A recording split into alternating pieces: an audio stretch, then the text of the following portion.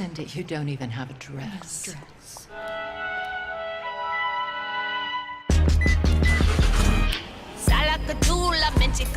You're not going anywhere in those rags. Put them together and what have you got? Bippity-boppity. Put them together and what? Cindy?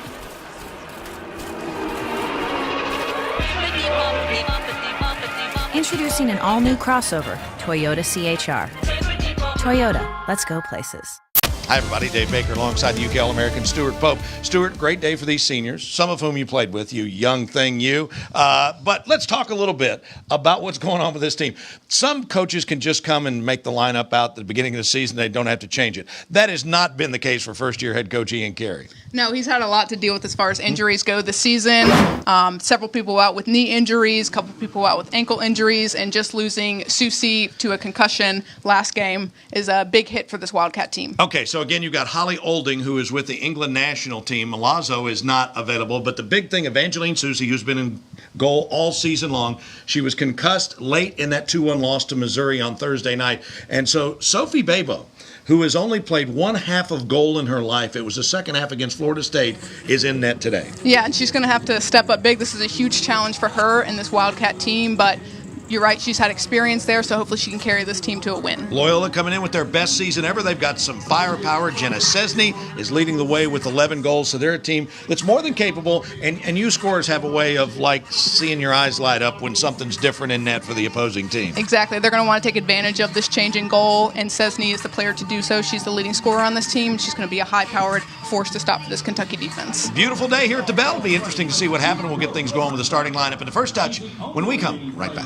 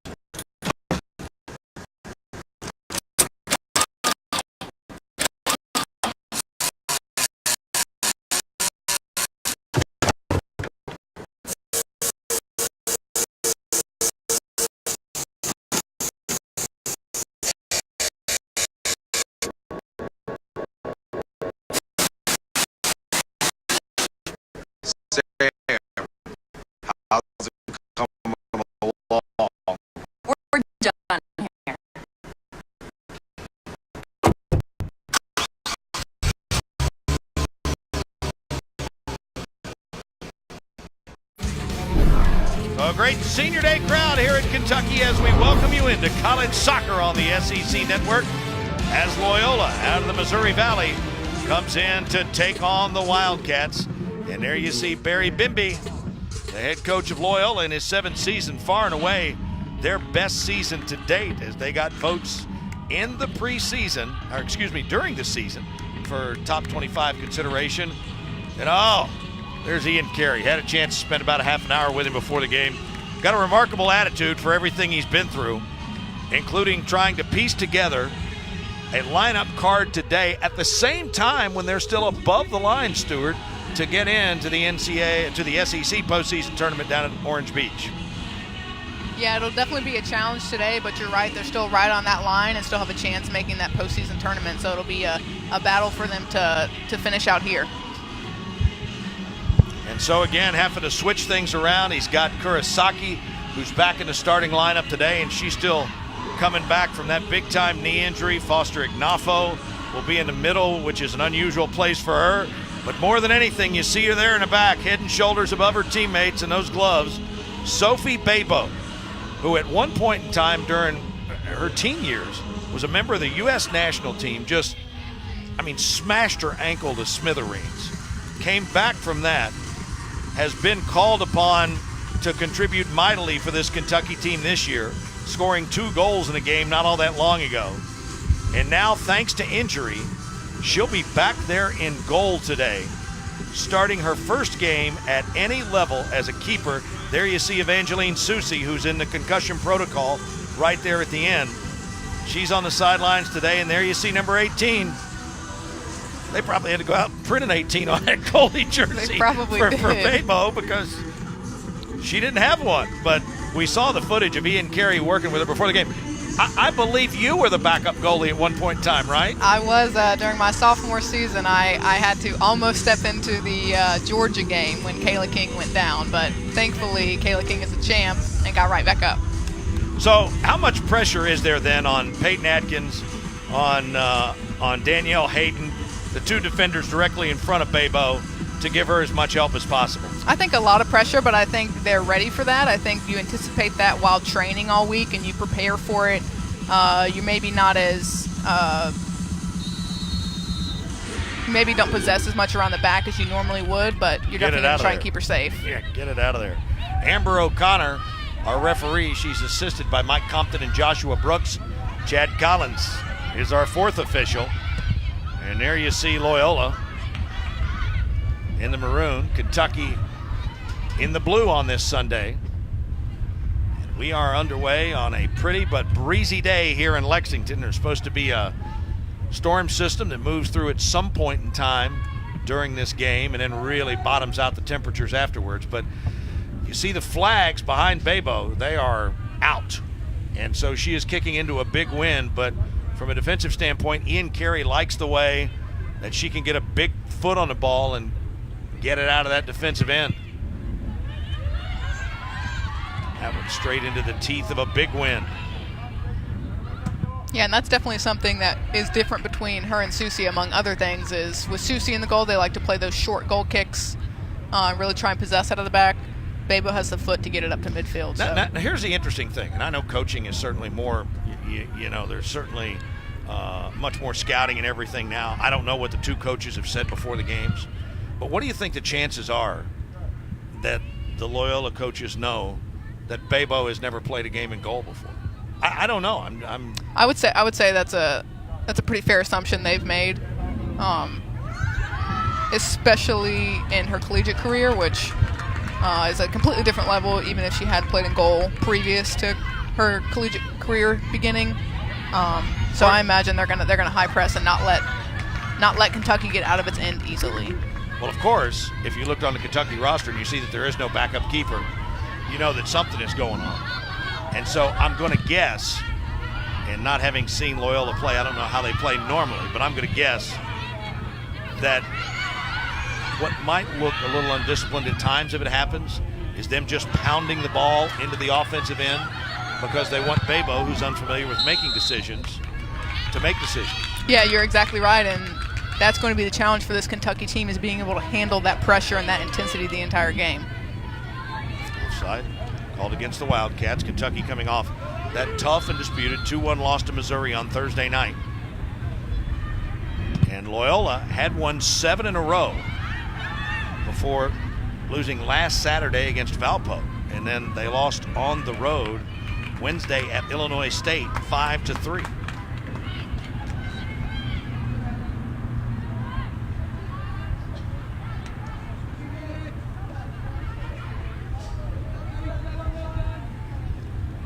see Loyola right away is not allowing Kentucky to play these short goal kicks like they're used to doing.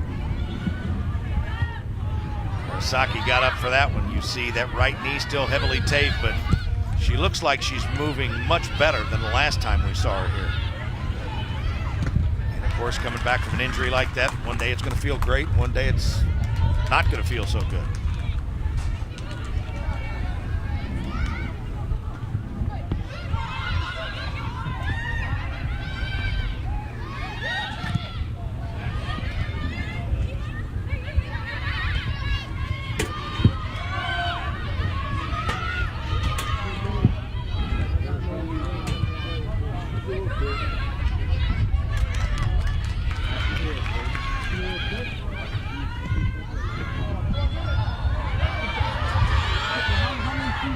Kentucky trying to generate, and that one played back to the keeper, Maddie Ford.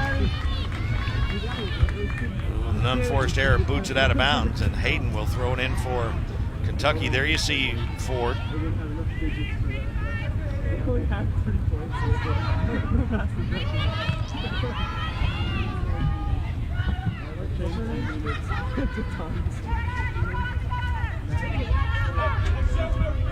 And Loyola playing really tight man coverage all across the pitch right now. Normally on the weak side, you sort of see more zone position if we want to like go in terms of basketball, but they're really tight all across the field. So that'll be interesting to see how this Kentucky team can get open with this tight coverage.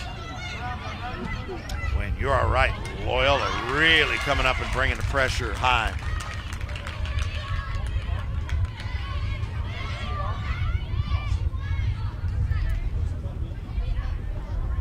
In terms of that high press, you know, there are a couple of different ways to look at it. Do you do that to wear down a team that's got a short bench, or are you doing that because you've got an inexperienced keeper back there, or both? I think it's a little bit of both. I think this Loyola coaching staff has scouted Kentucky very well. They've had a lot of games to look at. So, yeah, it's a combination of if you play man and you wear this Kentucky team out, they have less subs to turn to, and then you can turn the gas pedal on and really put pressure on this inexperienced keeper. See, that last play by Babo, you know, that's a play she would have made in the midfield in terms of making a pass to a teammate. Not one you necessarily want her making from back there in front of the goal. No, and that's what's so hard about putting a field player like Babo in the goal is it's hard to get your mentality out of that, you know, possession-oriented mentality. And that's just a conversation that needs to come from Coach Carey on the sideline as well as Peyton Adkins as a center back.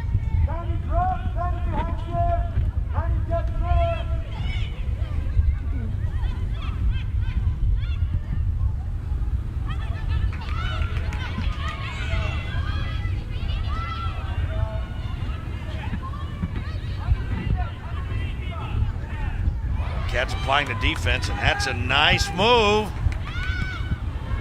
And then Kentucky makes a mistake in the back end trying to clear it out as Mitchell booted it.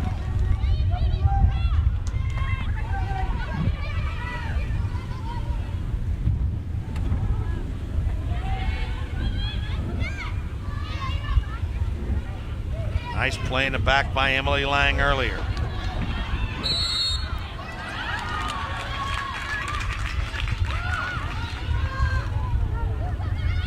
This will be the real big first test for Babo in the back. Dangerous free kick area for Loyola. If they can get it in a good spot, really make Babo have to make a decision, it could be dangerous.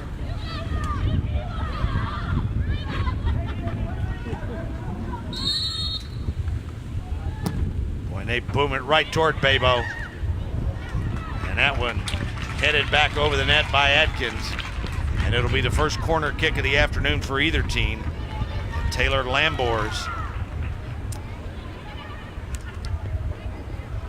will take it for Loyola.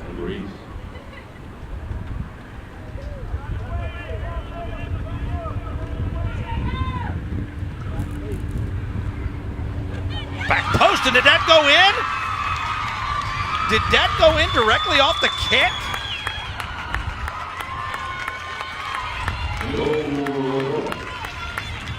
Oh my gosh. Take a look at this. Okay, so you got a lot of inexperience there. Nobody got a hand on it. What a great shot. When you talk about taking a kick to the back post, that's it, right? That's exactly it. And that's why you want those in-swingers to happen on either side. So left-footed player on this side taking a corner kick gives it that opportunity to bend into that far post, and that's exactly what happened. Taylor Lamberis gets the goal. It's her second of the season. It comes at the 7:51 mark. And in your career, I'm sure you've seen that before, but I think that's the first one I've seen directly off the corner. Yeah, it's definitely not a very common thing you see happen, but nobody got a hand on it. No. And where Susie would have gone up for that so confidently and snagged it, it's definitely gonna, Babo being in the back is definitely gonna have impact on stuff like that. And now Loyola knows that. Right. But it's obviously reps and everything too, because how many times have we seen Susie? She would go to that back post and literally touch it. Yeah. And then work her way back forward, whereas Babo was trying to judge it. It was a kick that once it got up in the air and bent around, it was all of a sudden going with the wind. Yep. So a perfect kick combined with an inexperienced keeper. The Ramblers have themselves a 1-0 lead.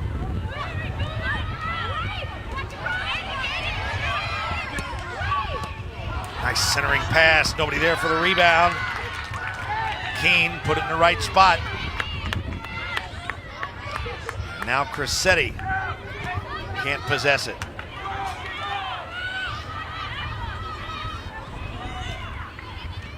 And that's trouble. Hayden alone, 1v1. And not the best effort in the world, as Avalon San Raymond boots it wide.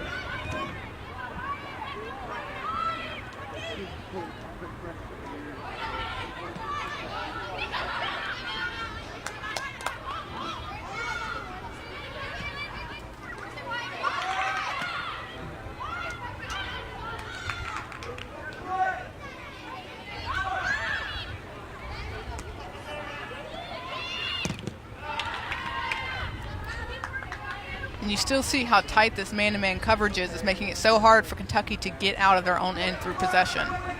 So this is an excellent scouting job by the Loyola coaching staff, knowing that this is how Kentucky plays, and have been able to effectively stop it so far. Jimenez trying to pound one through there. And Ignafo couldn't catch up to it.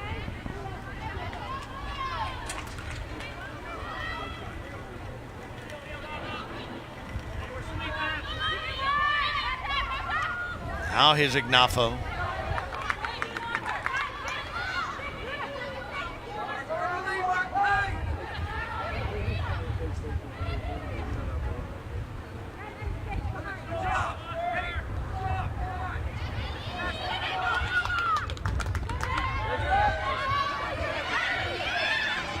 And Loyola trying to race the other way.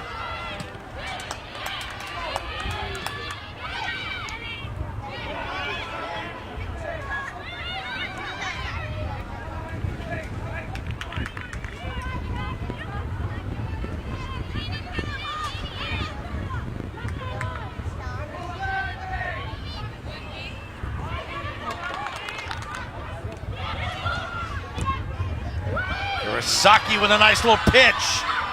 Mitchell, cross, nobody there. Ford cut off the angle. Mitchell with a perfect cross, and Ignafo just couldn't get there. But that's really good combination play from Kentucky in the middle. You see a couple little 1-2 passes and a nice ball over the top from Kurosaki. Mitchell, I think, trying to shoot that, but just couldn't get a right angle on it, and no one there to clean it up. Ignafo was racing toward the goal mouth, but Not there in time.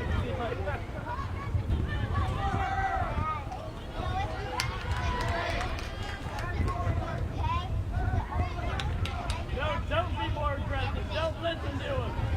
Don't listen to him. Lying.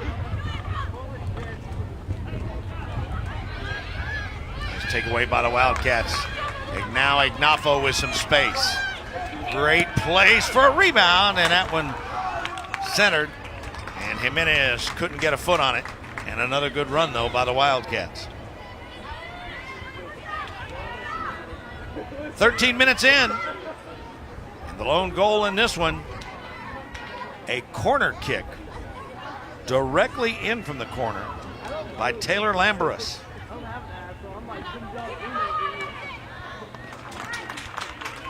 And the Wildcats will get their first corner of the afternoon. So we look at Mason Kimball. And as per the custom, Katie Keene will take the corner for Kentucky.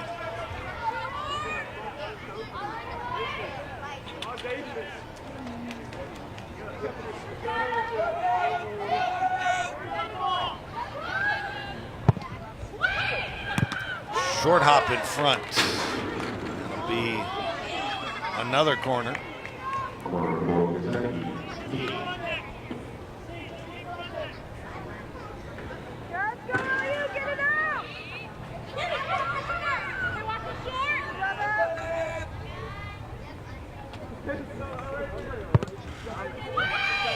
That one to the top of the box and headed toward the goal mouth. And Ford able to haul it in.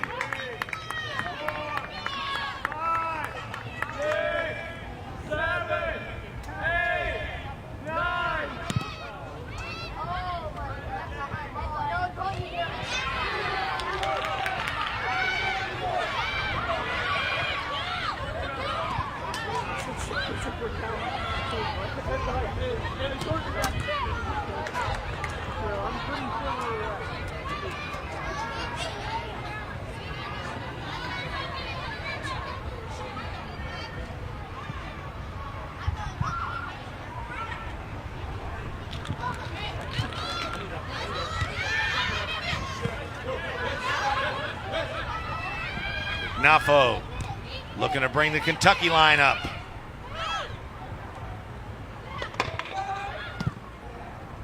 That's a nice switch of the field by Loudman.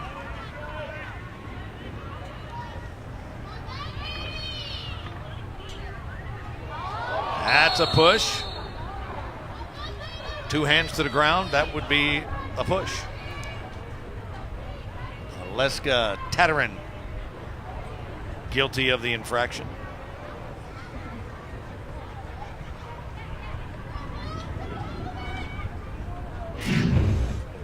Novak doing a really good job here, getting her body in between the ball and the player, and you're right, just a two-hand shove right in the back. Easy call for the ref.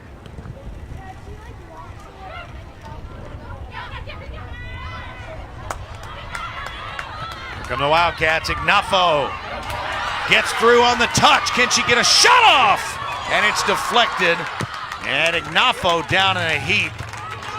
And that's about all the Wildcats need is some other injury. But credit the defense in front of Maddie Ford. Yeah, this is a fantastic defensive play by the Loyola defender. If she doesn't slide there, that's a pretty easy shot on goal for Ignafo to make. That's Madison Loudman who got in there. Loudman laying out. And getting all ball there. And keeping Ignafo from having a great shot attempt.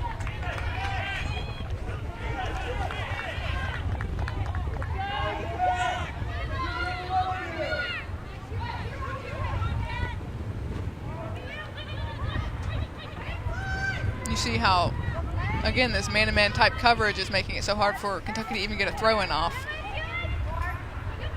And I mean, because of Kentucky's depth situation and the parts they've had to kind of meld together, I mean, Loyola was bringing the pressure anyway.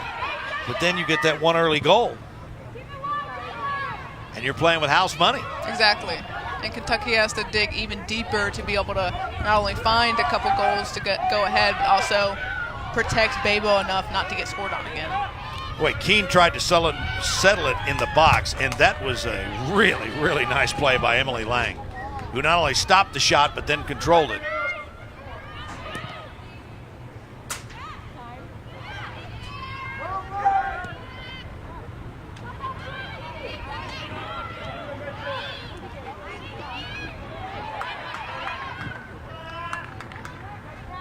Boy, right now Loyola just beating Kentucky to the spot. Yeah, putting a lot of pressure, especially on their center backs. They know that if they can win the ball off one of their defensive players, they have a pretty good shot at a counterattack on goal. Ramblers still on the attack. Won't see many substitutions from Kentucky. They've only got 3 eligible subs, I believe. Only 3 young ladies down there. I see 4 down there in the pennies.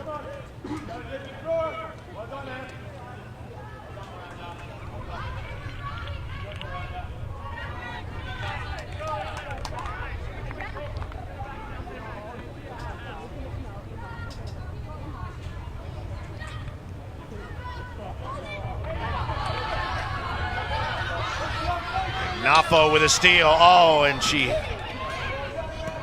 had Grosso out front and couldn't get it to her. Back come the Cats, though, in the former Crissetti.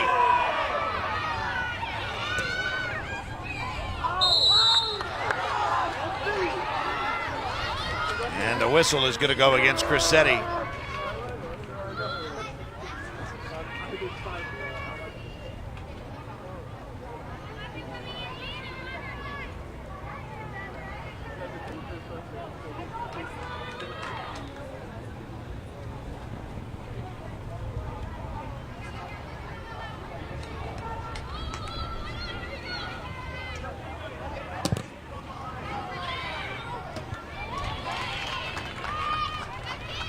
Kentucky, a team that throughout the early part of this season has been awfully good at winning balls in the air. Has not been nearly as effective in that phase of the game today with the change of lineup. Yeah, and it makes it much harder. Not only is this Loyola team very physical and aggressive, very good at winning balls out of the air, but they've had to shuffle around players. Kurisaki's now back in the middle, and while she's a fantastic technical player, she's not their best ball winner. So having Holly Olding out is affecting that as well, because she is a big, tall, physical presence in the middle of the field. So Kentucky definitely dealing with the change in dynamics all across the pitch. And you lose the physicality of Babo in the middle. Exactly. And you lose that strength up top that you had, who could really just settle it and hold it and allow your team to come up the field with you. Nice switch of the field by the Wildcats, trying to get it down to Kursaki. And there she does win the ball in the air. And the flag goes up. And they're going to get Ignafo for being offside.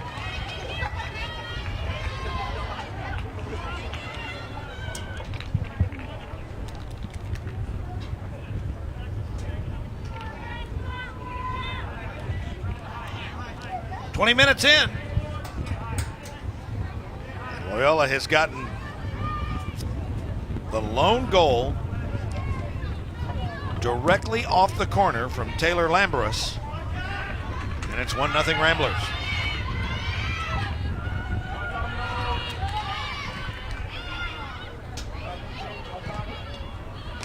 Two pretty touches there for Loyola.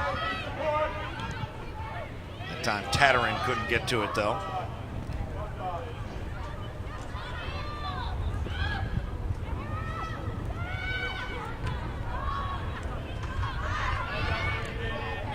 Nice ball. And that one threaded through to Novak. And she couldn't get it.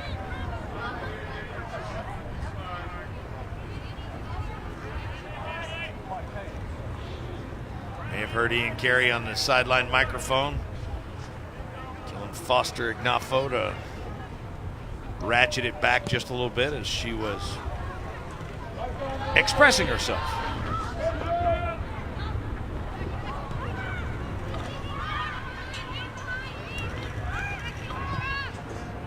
And again, Loyola doing a very good job doing what they do best.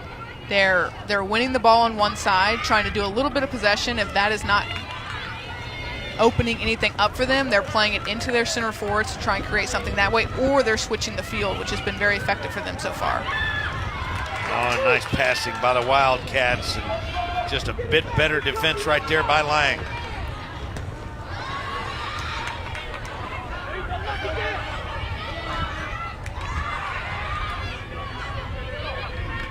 To this point in time today, forget about lineups, things like that.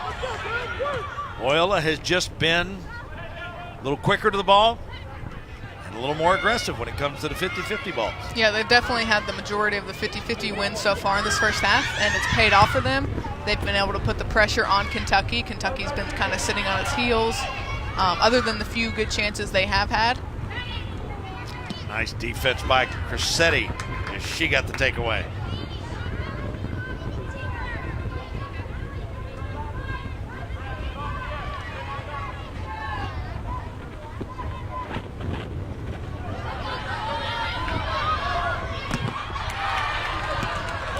Wildcats now trying to get something going. A hit it goes. And they tried to get it to Grosso.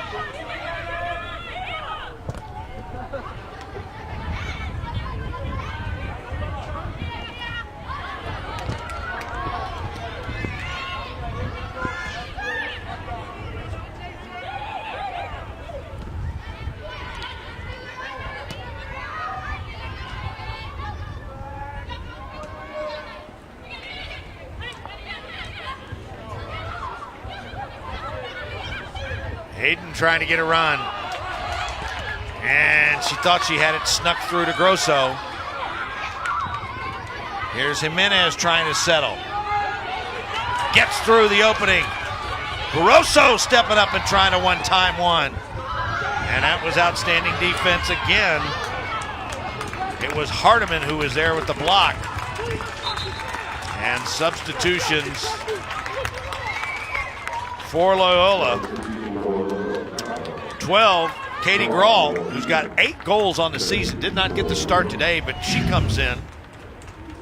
This is not a bad opportunity for Kentucky here. You see it kind of being pinged around in the box a little bit, and Mitchell able to get a shot off. But I want to point that play started from Danielle Hayden doing something that beats this man-to-man coverage very effectively, is taking people on. As soon as you beat your defender, everyone else is so worried about who they're supposed to be marking. They got to cover. That there's very little cover and very little help coming from these other Better get some help players. right here. So what happened was, I don't know if it's planned, if it happens all the time, but you've got Grawl, who's got 8 goals. We talked about Cesny, who's got 11. Neither started. Both came in during that break. There you see Grawl. Cesny was right there as well. And boy, they put the big time pressure on. And now Kentucky will get the throw in. So keep an eye on Grawl. Number 12, Sienna Cruz, 11 in there as well. And 14, Jenna Cesny.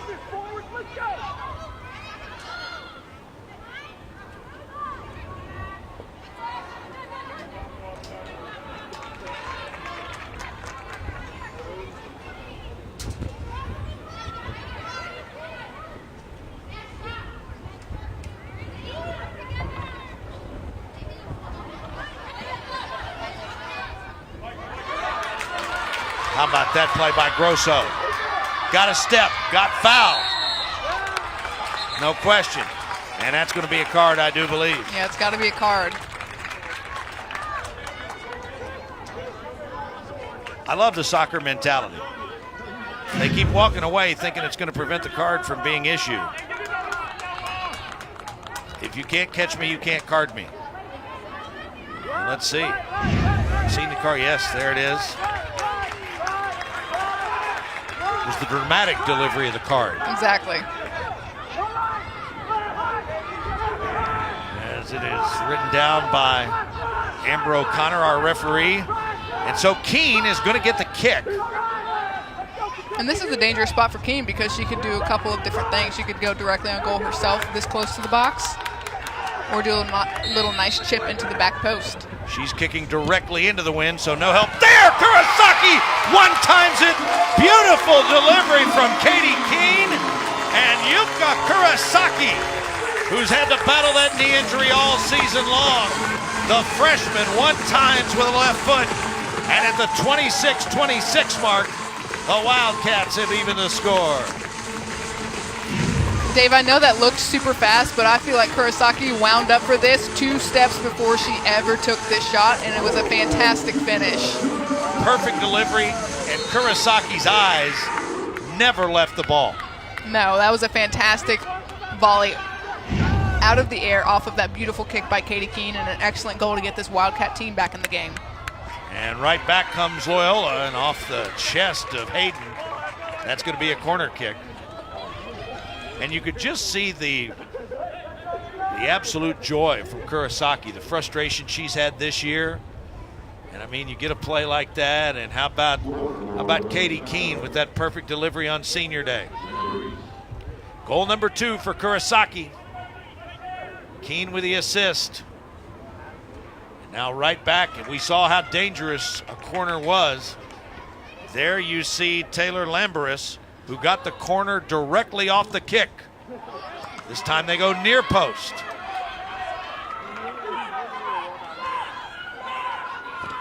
And now Lamberis right back in front of the goal mouth, and oh my goodness, was that dangerous. Yeah, Bebo does a good job just collecting it there, but you see the pressure that went no matter what shot was happening or what. So Loyola knows they're going to pressure every time the ball has a chance of being in Bebo's hands.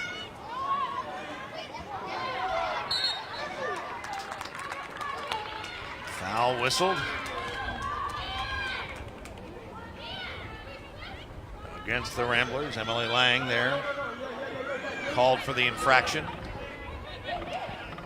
So it was a score directly off a corner by Lamberis. And now Kentucky has evened, and right back to the attack come the Cats. Good defense back there by Loudman. And she was able to wall off Lamaya Williams there, who came in at the last break. Williams, of course, one of 3 available subs today. A 5'4" sophomore from Gilbert, Arizona.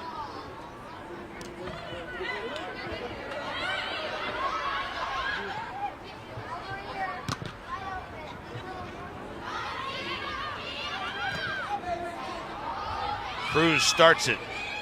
There's the dangerous Cesny. Trying to work against the double team. How about that cross? Unfortunately for the Wildcats, Gina Crissetti was perfectly positioned. And now Jimenez with some numbers if she can make one move. Turns the corner, looking for the center. Williams in the middle, and cut off nicely by Lamberis. Wildcats had it set up with Williams in the middle, and outside of her was Foster Ignafo.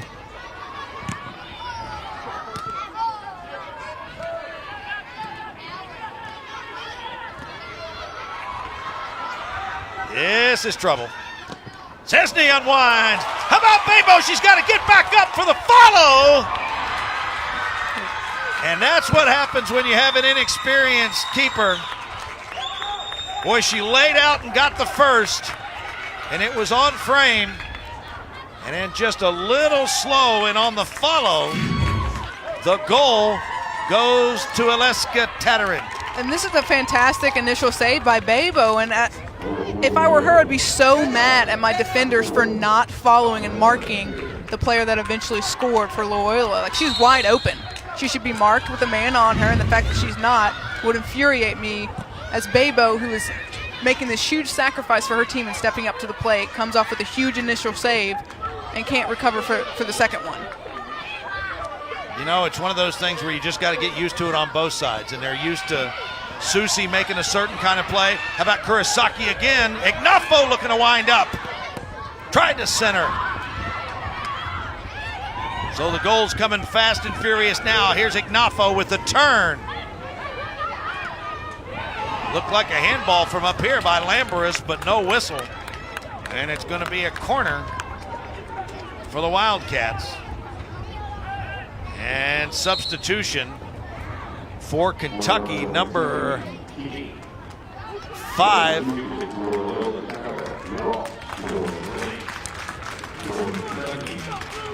Taya Edwards checks in for Hayden. And on the other side, Loyola substitution as Keene with a corner first.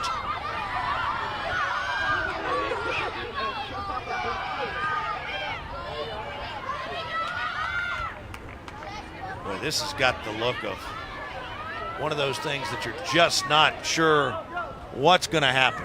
That was number 7, Jenna Ross, who checks in to the Loyola lineup.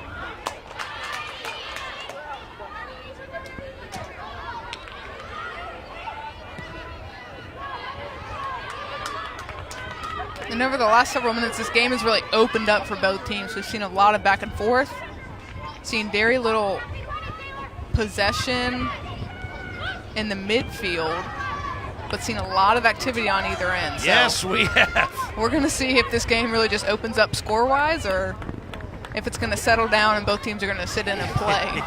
Yes, we have. So you get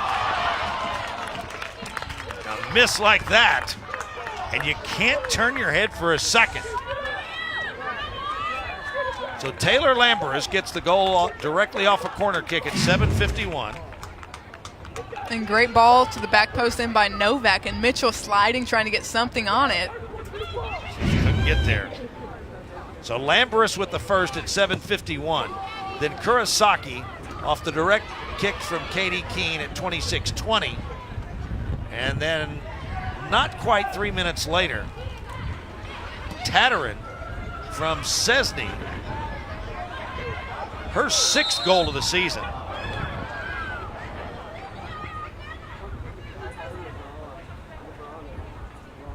And Jimenez is whistled for the foul and gets a warning from Amber O'Connor, our referee,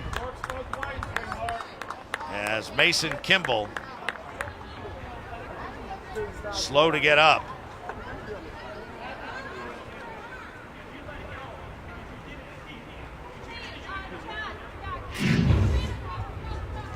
And now it looks like the Kentucky bench is going to get a warning. 4th official Chad Collins going down to talk to Jason Goodson. As you see Kimball, looks like she got a bloody nose on the play, and you heard Barry Bimby saying she can go, but she can come back because it's play. Yes. And I understand stopping the play if a player gets hit in the head, but I'm not really sure why that was a foul on Jimenez. There was clearly no intent. She wasn't swinging. She was simply holding off the player. So I'm a little confused by that call. Boy, that's trouble! And that ball bouncing around in front. And here is the template for Loyola. They're just going to bang it into the box. Yeah, and they've seen that it's working now, and they're going to continue doing that the rest of the game. And Kentucky has to know this, and they have to get better clearances out of this box to protect Babo. I mean, you see, this is nothing really dangerous to begin with. It's just a poor clearance there, and no one, again, marking players in the box for Kentucky. Novak couldn't get it out. It was delivered in there by 25 Ari Banks. And then you see on the follow, that's Grawl. So that'll be her 9th goal of the season. And at the 33-32 mark, Loyola has taken a 3-1 lead. So Kentucky gives up the early goal. They come back to tie it. And then in the span of about 6 minutes, Loyola has scored 2 more. And it's certainly not technically correct. But for those of you that may have seen like youth soccer, like really young kids, just bang it out of your own end as far as you can. Yeah. I mean, am I right? Yeah, I mean, that's, you know, you do see some possession there. Loyola is doing a really good job switching the field. They're doing a great job putting pressure on this Kentucky team, which is allowing them to get these chances. But, yeah, they understand that the weakness right now is in goal for Kentucky, and they're going to try and drill it down Kentucky's defensive throat as long as they can. If it keeps working, they're going to continue to do it. And listen, everybody's doing the best that they can. I mean, it's just, to use an old coaching phrase, it is what it is. As Vivian Schultz, number 13, checks in. You see Sienna Cruz coming out. And the question is, we don't know for sure how long Evangeline Susi is going to be out. Being in that concussion protocol, it's a game-by-game situation. But, I mean, Ian Carey knows what kind of spot he's in. I mean, he went out and took a look at the club team. Yeah, exactly. And he understands that it's very detrimental to not have a backup keeper on this team, and that's something they... And there were a lot of reasons for that. Yeah. There were people that left the program.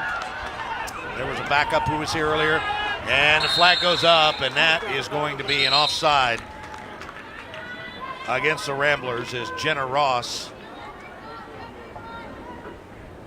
is called for the offside, and now another Kentuckian, and that's Peyton Atkins, and that bad shoulder again. Oh my God, that poor kid. I'm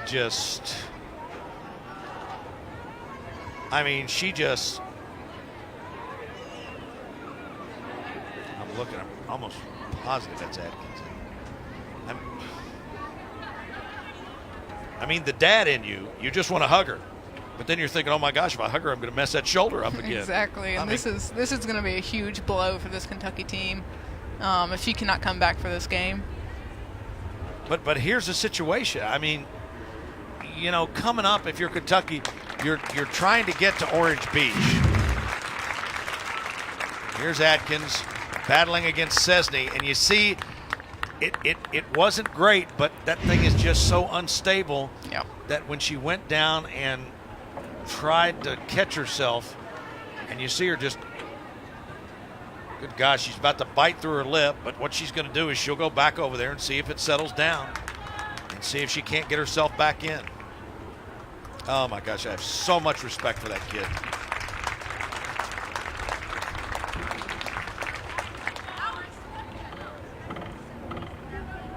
And I mean, if you've ever had that happen before, I mean, that is like excruciating.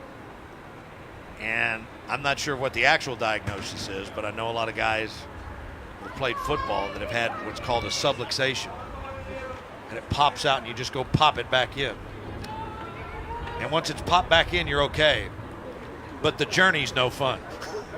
No, and when I was playing, Caitlin Landis, who was a year older than me, suffered from a very similar thing where she just had this recurrent shoulder that either popped in and popped back out, and you know, all she did was kind of shake it off and continue playing, but I can't imagine how painful that would be. So I believe that's Tay Edwards who came in for Atkins, and Kentucky will have to shift the lineup again.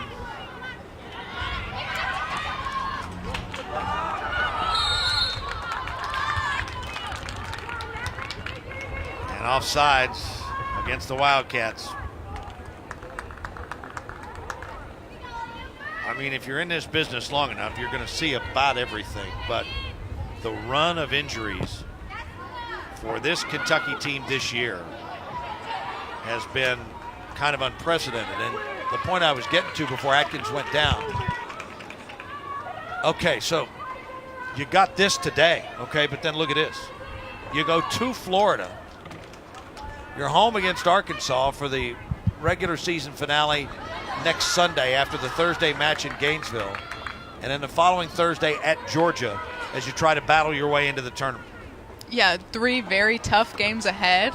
Florida, especially in Gainesville, is going to be a very tough game for this Kentucky team when they, even if they were healthy and now that they're sort of on this injury-prone Oh, there's no question streak. they're sort of, yeah. And they're one game ahead of Mississippi State and LSU in the win column. So Kentucky is at Florida, home against Arkansas, at Georgia. Mississippi State is at Alabama, at Georgia. Home with Mississippi, home against A&M. And LSU has A&M at home, at Auburn, at Missouri.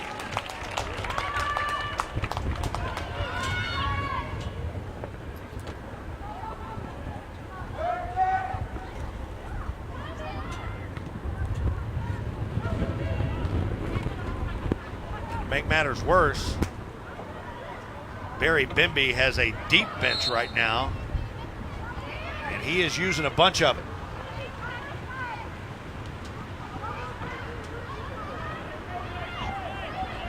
Sophie Stewart-Hobbs also back into the Kentucky lineup. She was a starter at defense earlier this year. And is that Ignafo? Or is that Zeller? 24 is Abigail Zoller. And I don't know. Ignafo's still out there in the pitch, but it looked like Ignafo. Somebody is in a Kentucky gold jersey and is going in to play keeper. And it is Abigail Zoller. So if Bebo had not played goalie before, and again,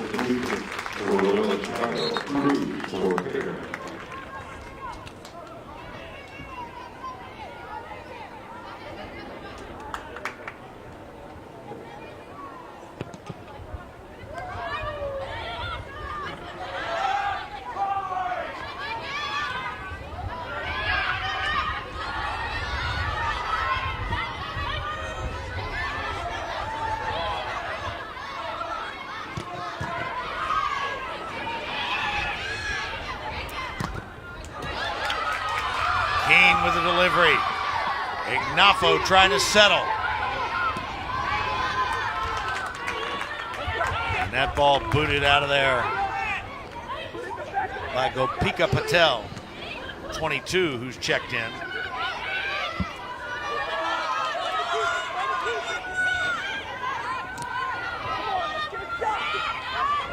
Here's Crissetti.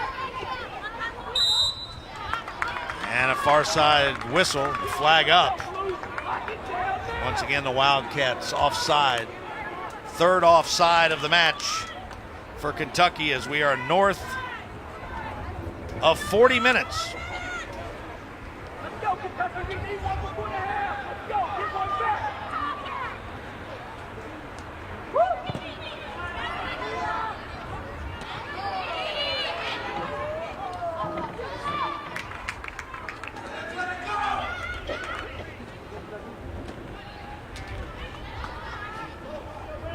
Nicely played in the back there by Edwards.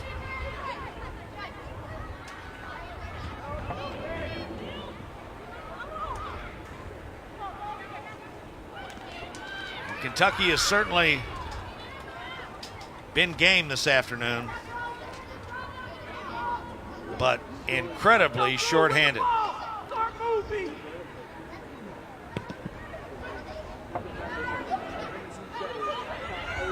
I'm still curious if the substitution at goal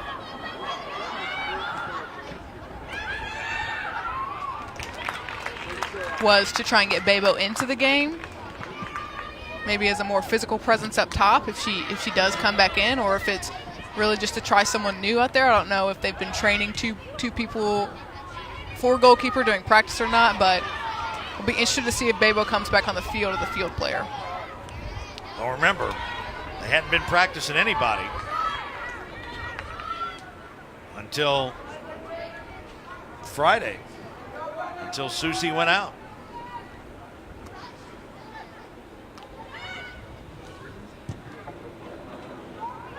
Look at that delivery from Szczesny. Trouble in the box and out of position. And for a skilled offensive player,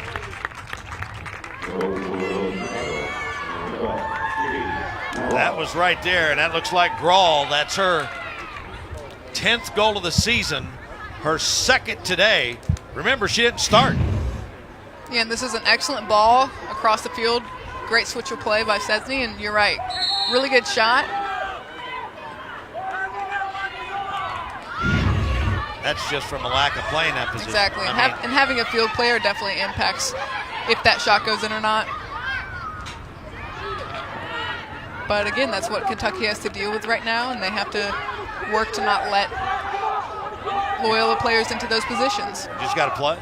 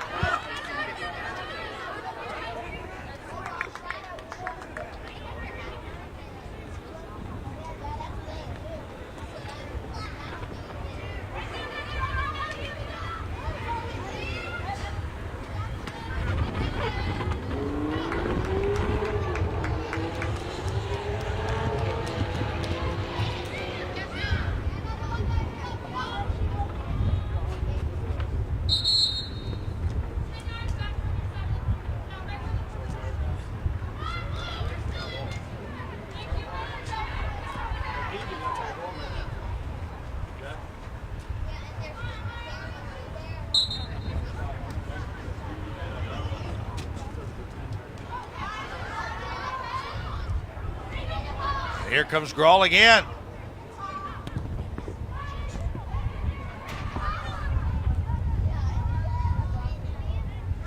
Sort of as a protective mechanism to protect this Zoller in the goal, you saw, I believe it was Edwards that was playing very, very deep, which opens up this big pocket in the middle, which is also a dangerous area for anyone on this Loyola team, especially some of their high-scoring forwards to get the ball. Boy, and you've got Kentucky players that haven't had any substitution for the most part. Young ladies that are obviously frustrated, despair, whatever word you want to. This is where coaches, really earn their keep. What do you do, and how do you get your team to respond when things are really going south? Yeah, and that's the challenge that this Kentucky coaching staff has going into the locker room at halftime, is really trying to settle his team down and make them understand that there's still a chance. They've had excellent offensive opportunities to score and get back in this game, and they just need to start finishing those, and that's what needs to be reiterated during halftime.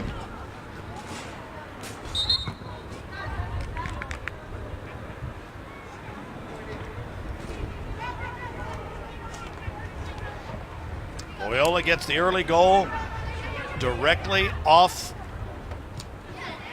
a corner. Kentucky with the equalizer. And then 3 quick goals in the latter part of the first half. And as we count it down, a Kentucky team playing without its keeper. Going to field players to play in net. They find themselves down 4-1 at the break. Our halftime activities are coming up when we come right back.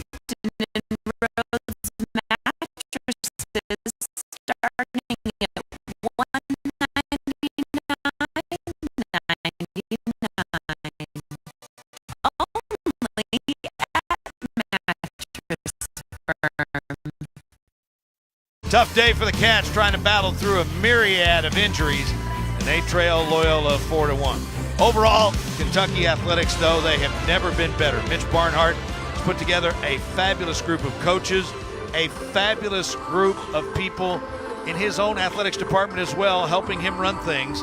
Most notably, UK Deputy Director of Athletics, Dwayne Peeble. I like to repeat the top 10. You know, I'm not going to be greedy enough to say we get the top 5 right way, but I want to see that progress. I want to feel us enjoy it a little more and have a magical season, because I felt like we kind of backdoored in the top 10 and we didn't realize how good a year it was and didn't get a chance to enjoy it because we were striving for a goal. So let's win some championships this year. Let's get to 8 regular season football wins, which we haven't done in a long time. Let's get back to the Final Four. I want to see one of those sports teams that hasn't had that breakout year. Maybe it's volleyball, or, you know, let's see track make an extra step. I want to see more champions for us and be able to have those kids have that championship experience. It's something, a goal that they want to do. And the good thing is that we welcome those guys to come back, not just our NBA pro guys, but other guys that didn't finish school as well. And I think that's really helped set a trend that, you know, I think I want to do that too. It's been neat just to see guys get back. You know, having that opportunity to see a person graduate after they come back, you know, thinking about the continuing education that people are doing, getting their masters and all that, but to come back and you know you got to go through college again as an adult, you know, it's a neat deal to see them go through it. Does it make you proud? Yeah, it does, because I know it matters. When I've sat there with Anthony Davis and John Wall, and they're fighting to make sure they have all A's and B's that last spring semester. Those are 2 guys that went #1 in the draft, along with guys like Carl Towns that were great students. Not just decent students or good students or passed, but great students that really cared about it. They used to ask my daughter when we first got here, because she was pretty young, like, you know, what does your dad do? Well, he protects the players, which is pretty close to the job, but not really realizing what I did, because at a home game, I'd be in a suit with an earpiece on. I probably looked like security, maybe to her, but obviously I was making sure they get escorted here and there back in my media relations role. But I think they enjoy it. They've been around it. It's been such a part of their lives. I mean, they used to be running around these offices before, and now they're like, you know, high school and 5th grade students. I can't believe it. But, you know, my wife really enjoys that too, is that family atmosphere when things go wrong, and we get that UK family connection.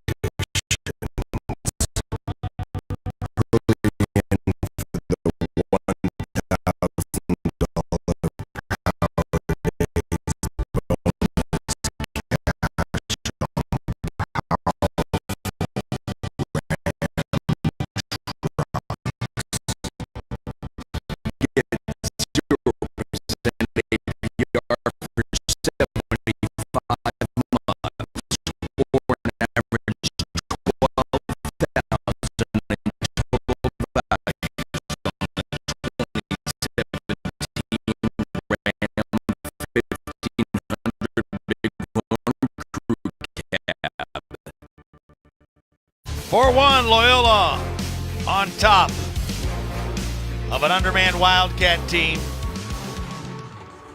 4-1 here at the break. Stuart Pope, let's take a look at those first half stats.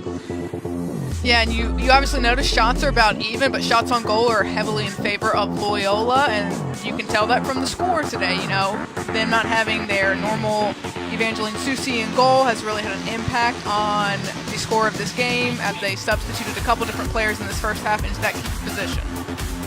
Here you see the shots on goal, 6 of those.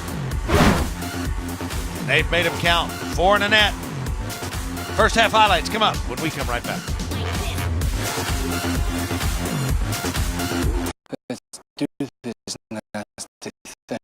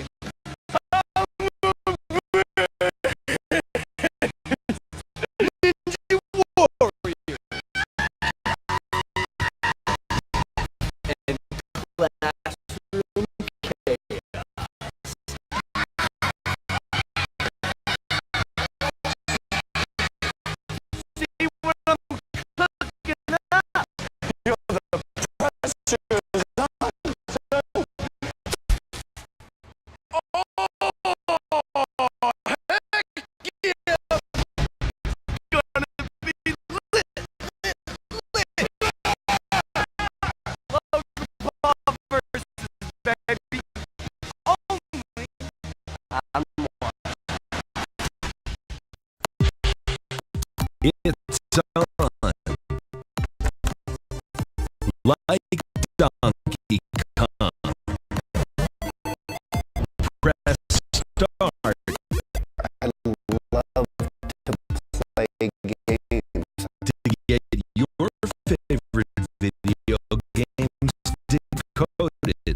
This is how Mario got his luck. Unlock the secret keys before it's game over. One of the greatest video game players will ever live. I wasn't expecting to change an industry. Legacy, the curious history of video games, only unwatchable. Ready, player one?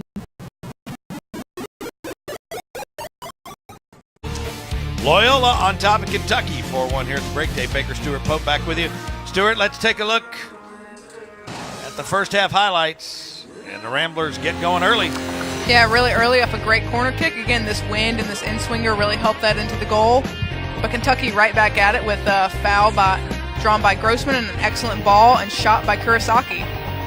Katie Keene with the delivery on senior day. And Kurosaki with a one-timer. But then back came Loyola in a hurry. Yeah, Babel did an excellent job saving that first shot, and just Wildcats could do nothing on that follow-up, and a second goal in for them. It was Tatterin with the goal, and then they can't clear it here, and it's the first of 2 for Katie Grawl. Grawl got that one, got another one. She's got 10 on the year. Wildcats trail by 3. Second half action when we come right back.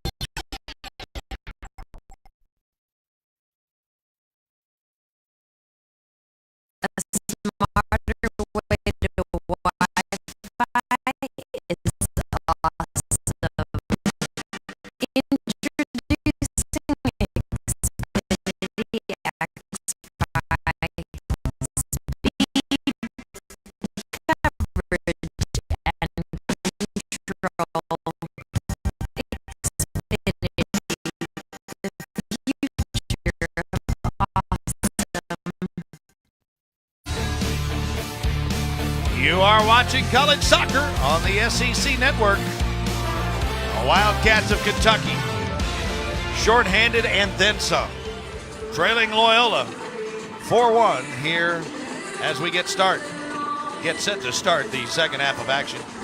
Dave Baker and the former Wildcat All-American Stuart Pope. Stuart, I mean, just a big old hill to try to climb over. And Kentucky is just, I mean, they've only got what they got, right? Exactly, and they have to make the most of what they have currently available. They've been plagued with injury this season and a lot of lineup changes. And this Loyola team, again, is very strong, very healthy, and have a plethora of subs on the bench. Loyola's been out here warming up. And Ian Carey with an extended time with his Wildcats back in the UK locker room. Now they emerge from the tunnel behind us. I'm sure they're just trying to figure it out any way they can. That's all you can do at this point, and they can come back into the second half. And we talked about they had several great opportunities on goal, and they just have to start finishing those chances if they're going to get back into this game.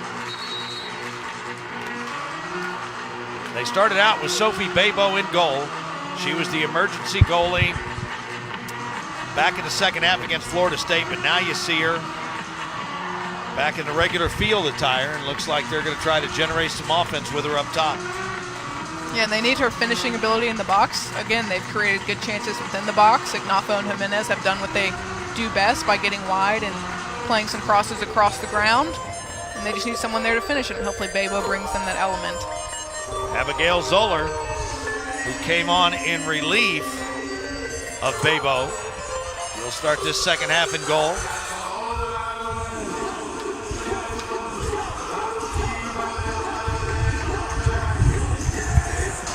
And Kentucky with the win now to begin this final 45 minutes of play. And this is going to sound like your fabulous coaching cliche, but it's seriously one at a time. You can't be thinking about three. You got to get the first one, right? Yeah, exactly. And I think this win is going to help them be able to get some chances, really push the ball towards this Loyola defense and try and put some pressure on this goalkeeper.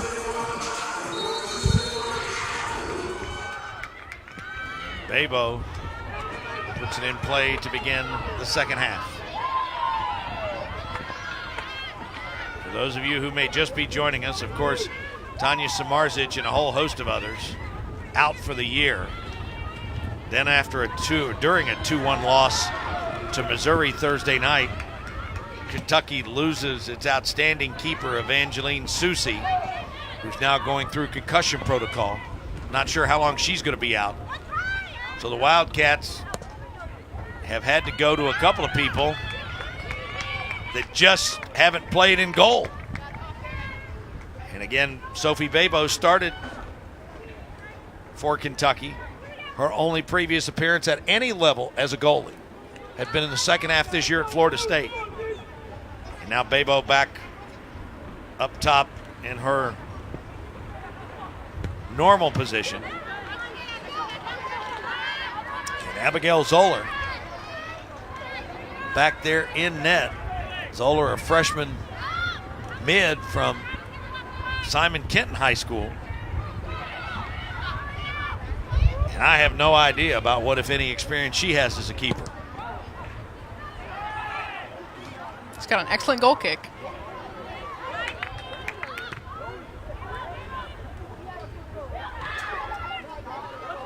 Kurosaki couldn't connect on the outside with Jimenez.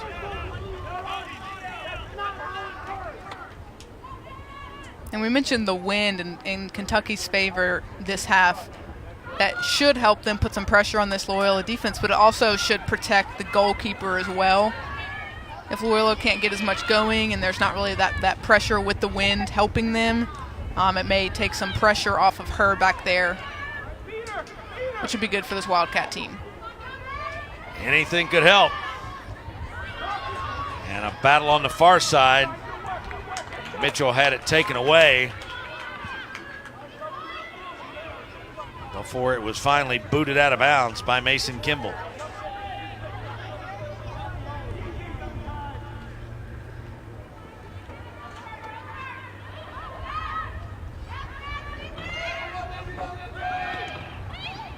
All got centered, but nobody could make the connection.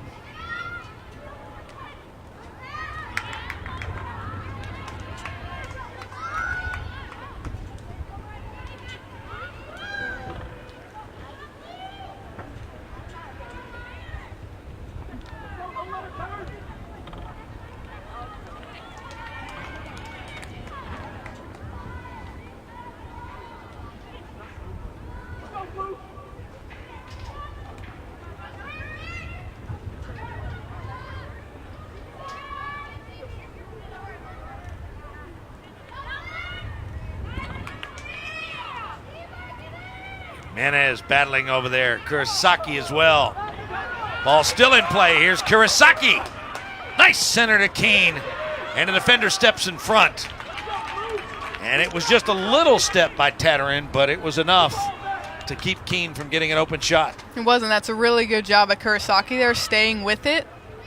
I think Kentucky's going to need more of those plays where sort of a 50-50 chance to see if anything's going to come out of it. If they stick with it and get something on it, they may be able to create some chances that way. Boy, and Kurosaki, now I'm just looking at her. She is really starting to labor a little bit on that knee coming back from that injury. I'm absolutely certain they didn't want to play her this much. She's out there pushing through it because her team is in such dire straits.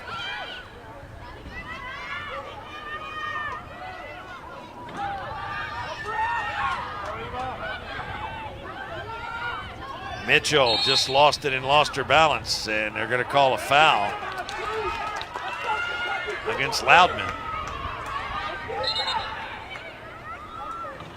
Didn't see much there from Loudman.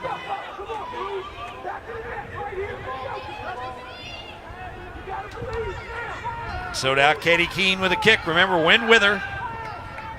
So if you're the keeper, if you judge incorrectly, it can carry over top of you. We saw that happen to Babo earlier. Top of the box.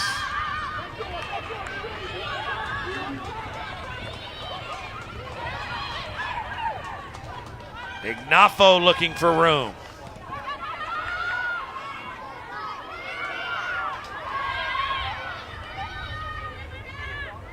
And Edwards able to play it back to Novak.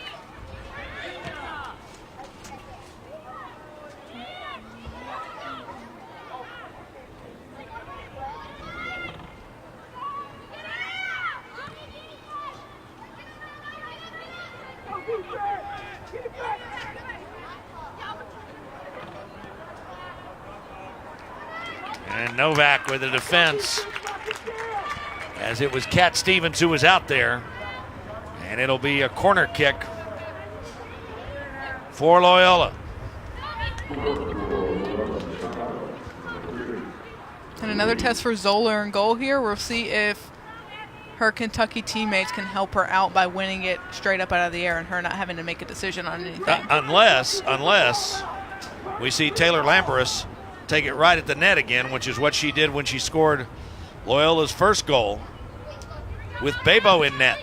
That's another one right there. Oh, my goodness. Boy, that young lady has delivered two outstanding corners. Yeah, they're really well placed into the box. And again, it just makes Zoller have to make a decision on whether to come out or not. And being inexperienced, you don't know when to make those decisions.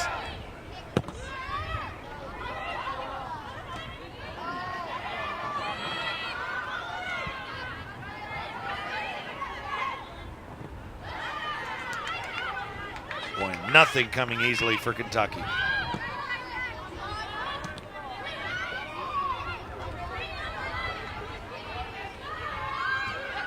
Keene had it taken away.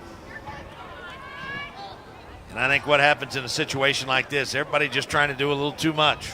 Yeah, exactly. They need to calm down and still move for each other. Kentucky needs to go back to what they do best, which is possession. they're going to have a chance in this game, they have to settle. They have to play wide into Jimenez and Ignafo, and they have to get crosses across.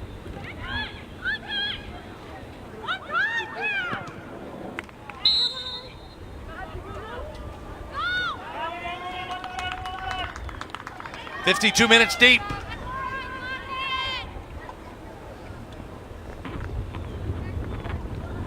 And the Wildcats trailing by 3.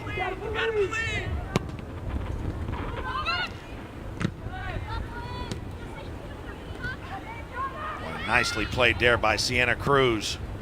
And now Loyola with a little something going. This is dangerous. Yes, it is. Zoller right there, though. Got it confidently as Tatarin got it on frame. Bebo trying to switch the field. Ignafo held up and kept herself on side. Now a chance to center. Maybe take a shot, and it's a corner. Lamberis knocked it out of there. And Katie Keene will take the corner for Kentucky. And that's what Kentucky has to continue to keep doing, getting the ball to their wide players, them driving at the end line, trying to get a cross off or a corner out of it.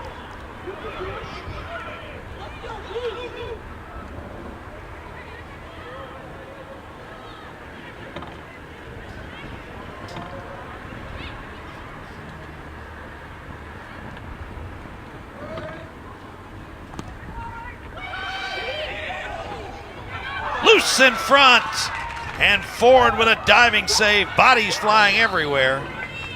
That was Crissetti. And nice recognition by Ford and Crissetti. Kind of high-fiving each other. Yeah, really good ball in from Keene here. I believe Bebo gets her head on it first. Yep. And there's Crissetti, and she falls over top of Ford and kind of clipped her in the head. And that's good sportsmanship by Crissetti right there. And that's basically what happened to Susie the other night that got her concussed. But it was an opponent who was trying to take another shot. That's an excellent goal kick. Ford comes out and punches it out. And she's saying it was touched by a Wildcat, and the officials agree.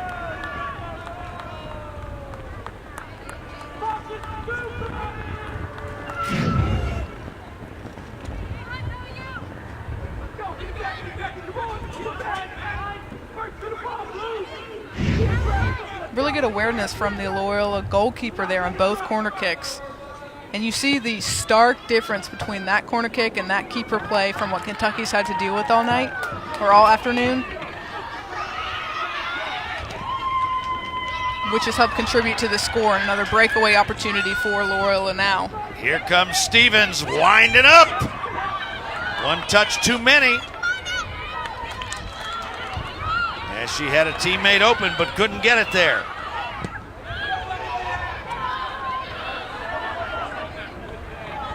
Avalon Sen Raymond was open but couldn't get the ball.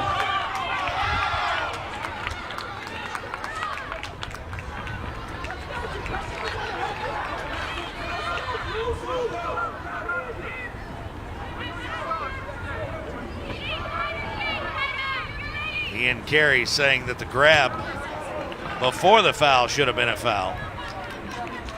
And certainly he would be frustrated on this afternoon as well.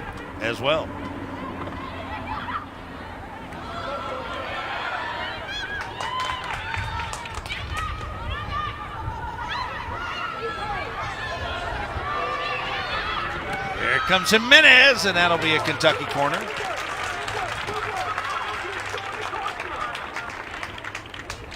You see the last few minutes of the second half, Kentucky been able to put more pressure on this Loyola defense and this goalkeeper, winning several corners in the last few minutes, so this is better from them. Let's just see if they can capitalize on one of them. Here comes Keene again.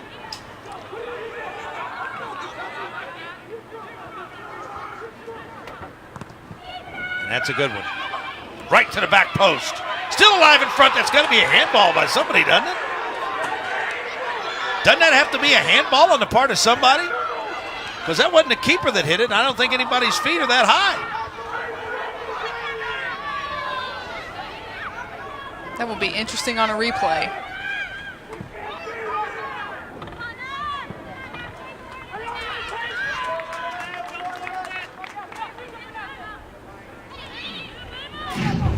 Here it is. Oh, that hit somebody's. It looked like there was an arm up, but it might have hit a head. I think it was not on the initial challenge in the air. I think that was clean, but the second one, there was definitely a second challenge in which an arm came directly up and did hit the ball. So I think that is a missed call by the center official.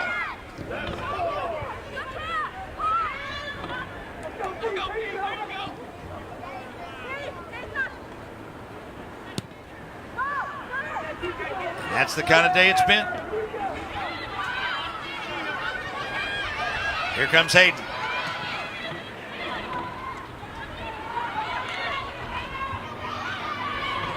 Nafo weaving through traffic. Thought she would cut it loose right there.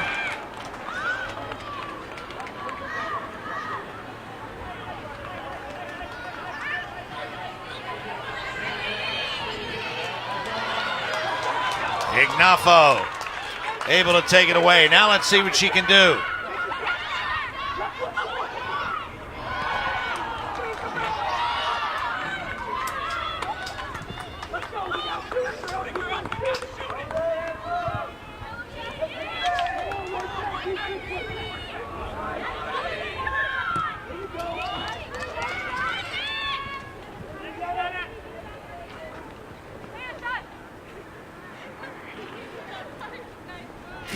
All right, here's a look at that second challenge. And so it's this one right here. You see an arm there and definitely clearly hit hits. the arm. Clearly hit the arm.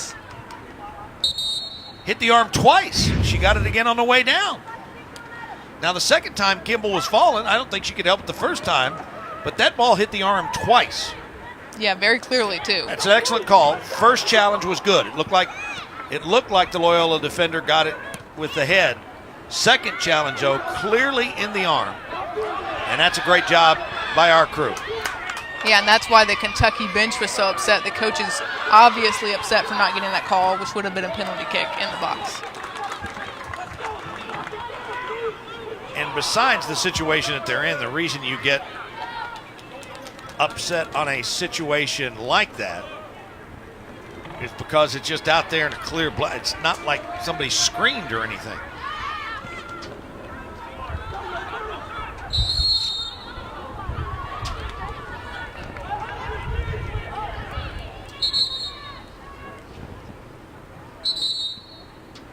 And a second whistle, and now our referee wants to have a word with Katie Keene.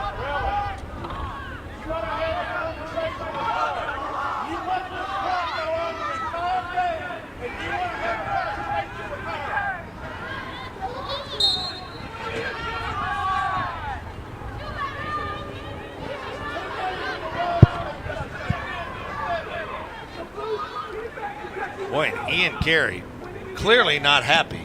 And I'm not sure exactly what happened.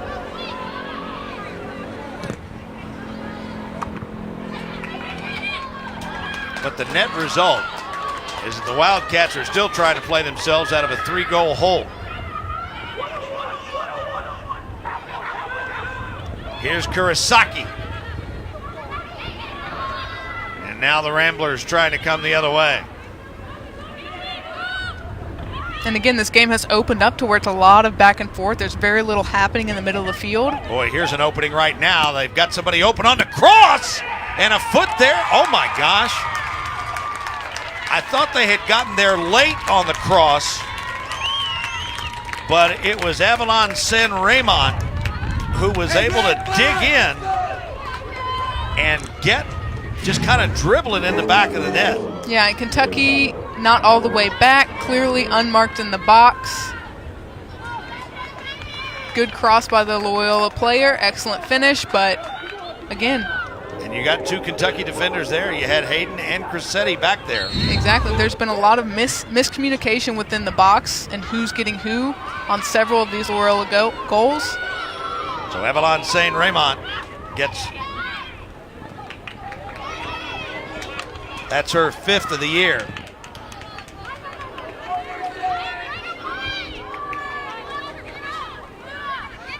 And I have neglected to say anything. In addition to everything else that happened, we saw in the first half that Adkins tweaked that shoulder of hers, and I've just now looked, and she's now got that shoulder in a sling down on the UK sideline. And so I'm sure, I don't know whether she could have gone back in today or not. But so here's the deal with Keene and the discussion from the referee. And so clearly a foul there by Babo, commits the foul. That was by Babo. It was. I think the issue is Keene may have said something to the ref. I mean, it was clearly a foul by Babo. I mean, I don't understand how Keene gets drawn into it. And now, with the score 5-1, Grawl and Cesny, the two leading scorers for Loyola, come back in.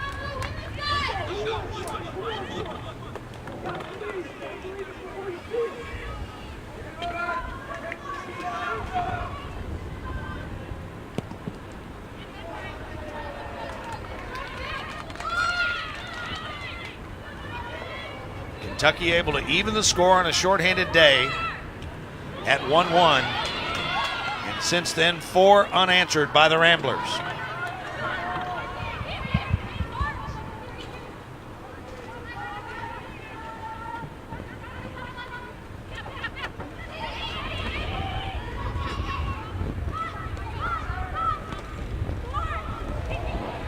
And it's a nice save by Ford. But you see, even on that cross, the wind picks it up just a little bit.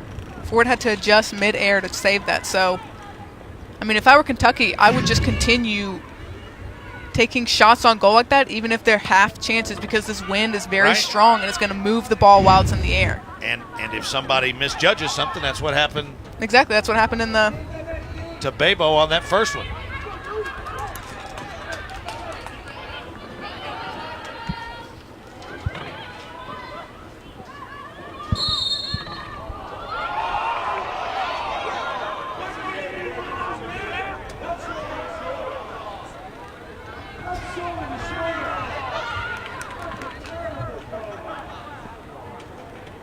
Katie Keene whistled for the foul.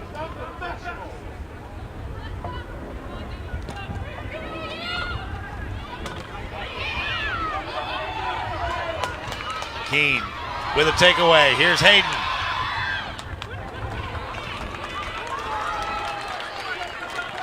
And you see an adjustment that Kentucky's made is putting Danielle Hayden up top. She's very quick, a lot of speed, very aggressive with the attack. She takes players on. And so they're just trying to generate something else up top to try and get them back into this game.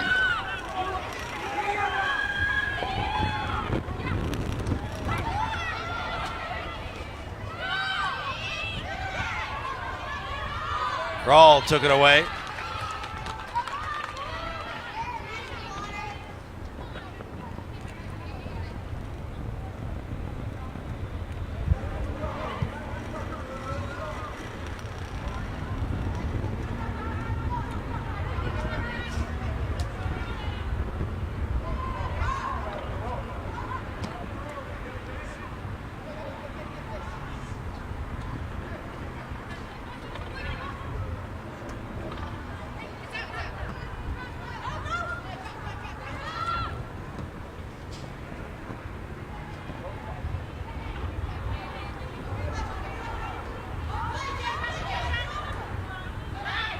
Coming up on the 66th minute.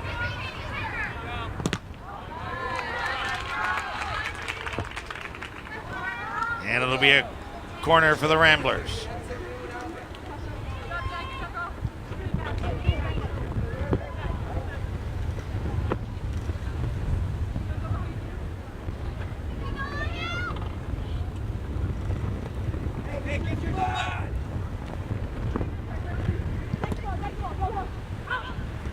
Short ball, and that's trouble ricocheting around in front. And it went off the leg of Taya Edwards. And it'll be a second consecutive corner for Loyola.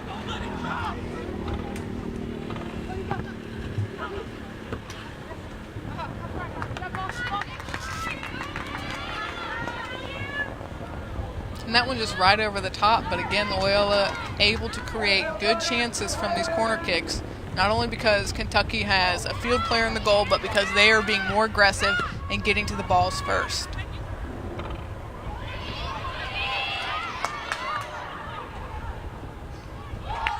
Hayden trying to use that speed up top, but just couldn't quite get there.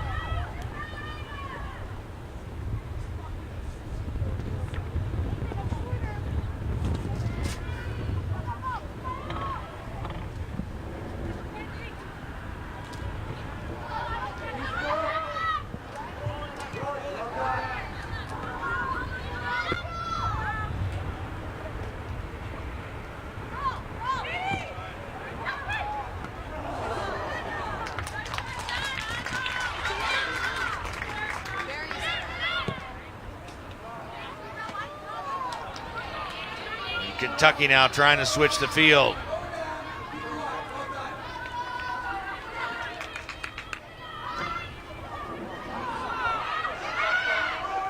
Here comes Ignafo. Got herself free. And got it in. Thought she had waited too long, but just kept powering through there.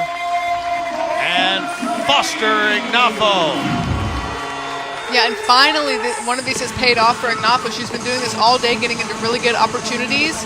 Again, we thought she maybe had taken one too many touches, but able to finish it and give her Wildcats another goal. She was trying to make the keeper, Maddie Ford, commit. Finally, she did. And Kentucky now once again down by 3. And still time. Here's Kurosaki, who took it away and then lost it. And that's just a lack of training because of the injury. Yeah, not as agile as she normally is when her knee is 100% healthy. And conditioning-wise, oh yeah, I'm certain she's played far more than they had planned or that she had planned to play. I mean, you can see right now she is laboring out there.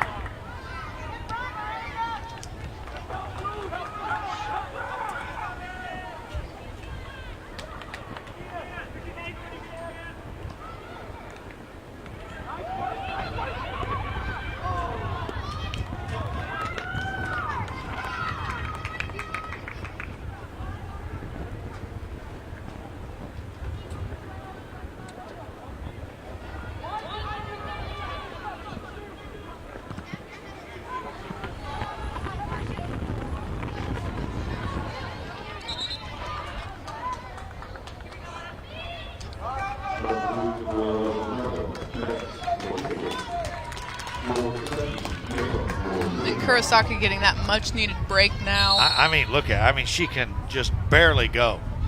And she's like, oh my gosh. And I mean, it's great to see her back out there. But I mean, under normal circumstances, she certainly would have played, but not to that extent. No, I think if it had been ideal circumstances, she would have gotten some minutes in to get her touch back and her mentality back. But no, she would not have been exerting this much energy on that knee this early back from the injury.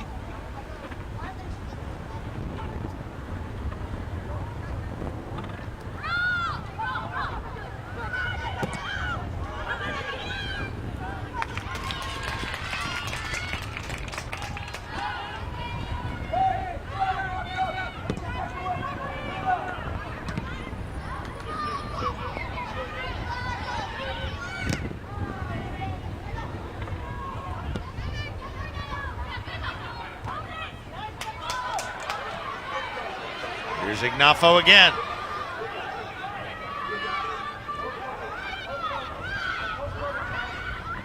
Got tripped, and there's a foul just outside the box. So another chance for the Wildcats as we've just gone north of 70 minutes.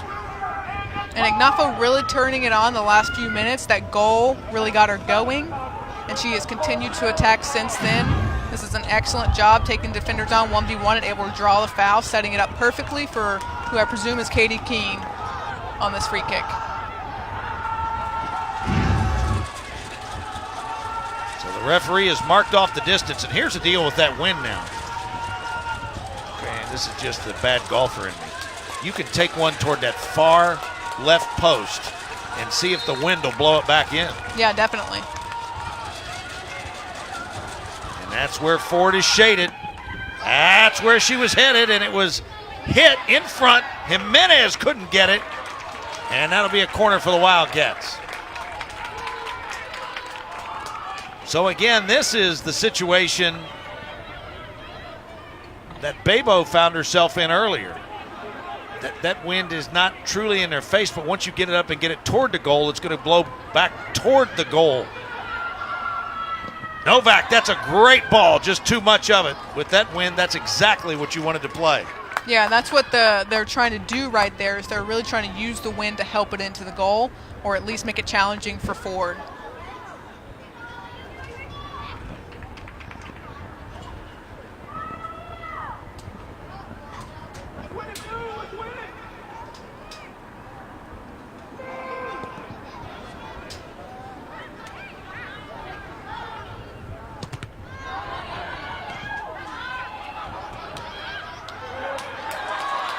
Here's Ignafo. Does she cut it loose? She does. That was a great look to center it to Hayden. And it was Lamberis who was there to knock it away. And the Wildcats set to take their 9th corner. Yeah, and excellent that there was a Loyola defender able to clear this away, because Hayden was pretty wide open and would have just needed one touch to get into the goal. So great defending there from Loyola. So once again, Katie Keene. That's a good ball right there to the back of that post. See how Ford went up for that ball and then it moved because of the wind. And now Kentucky will take the corner from the far side, and Keene will be able to bend it toward the goal mouth. Yeah, and this wind is really just holding it up and moving it in the middle of the air. Good job from the other Loyola defenders making sure their goalkeeper was protected when she went up for that. But now Keene can probably get a little more protective, or aggressive rather, because with the ball bending in toward the goal mouth, she can use that wind to her advantage. That's a beauty. Right at the top of the box. Right in front was Ignafo, and she couldn't get it down. They got a touch and got it to Ignafo right at the back post, and she just couldn't get it on frame. Yeah, you see great ball in swinger, like you said, Hayden getting the first head on it, and Ignafo right there wide open, but just can't get it down. Just couldn't get over top of it.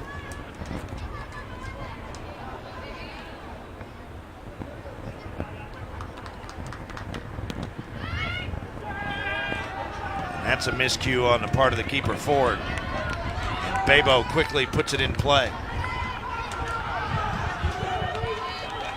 Wind freshening here. We were supposed to get a big old shower right in the middle of this one as a front comes through.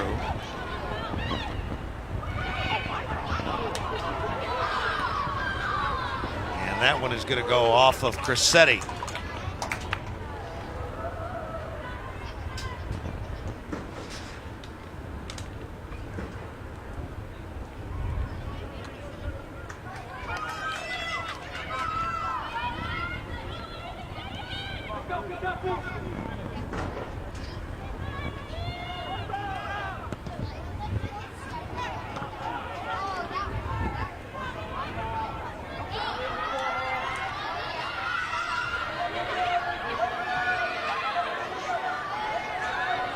Nice play by Mitchell in the middle. And the Wildcats looking for a handball again, as Vivian Schultz was down there fighting on defense for Loyola.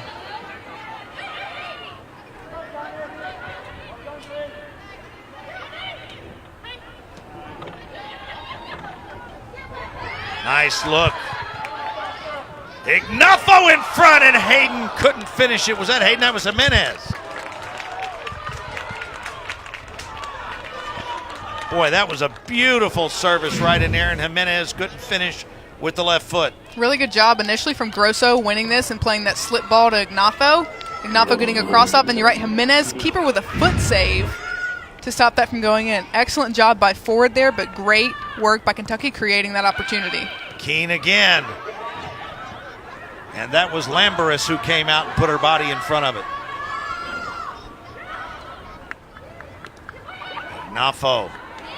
Cressetti fought off the play by Szczesny, and they say Cressetti was guilty of the foul.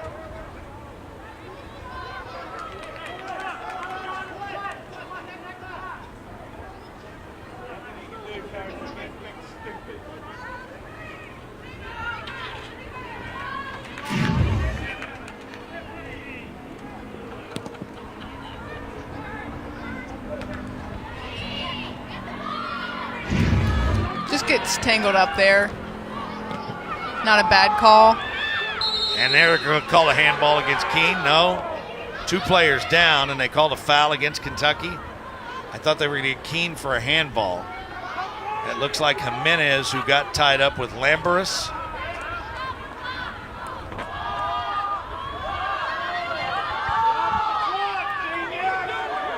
Foul is going to go against Kentucky.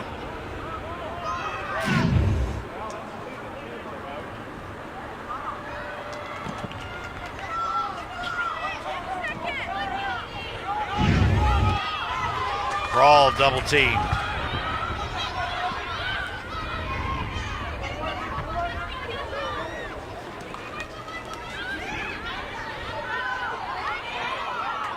That's a pretty play by Crawl. Took it right away from Grosso. Exactly, and now Loyola able to possess, switch the field, and try and get something going on the far side. First time they've done that in quite a while. And a nice step in by Edwards on the far side to force a Rambler throw in.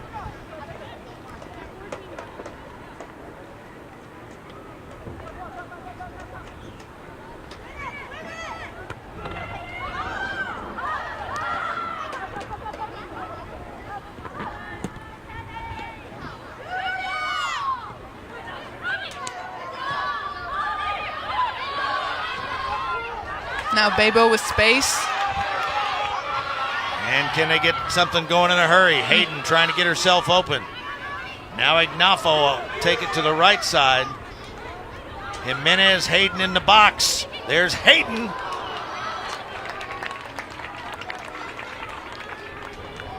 And Kentucky's still missing that run like that. When Ignafo goes inside, all she needs is one of the center forwards to just slip through into that open space.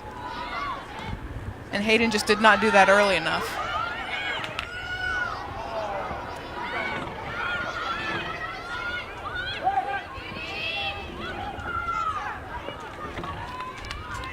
Ford hauls it in. And as each second goes by, that 3-goal lead looking even larger.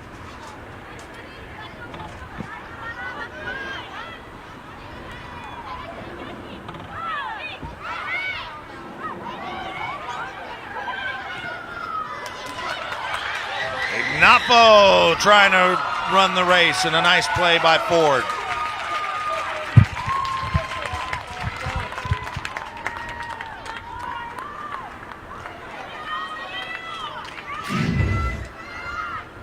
Excellent through ball by Hayden there. Ignafo with another great opportunity. She's been all over the pitch the second half, but excellent stop by Ford. Saving what sure would have been a goal.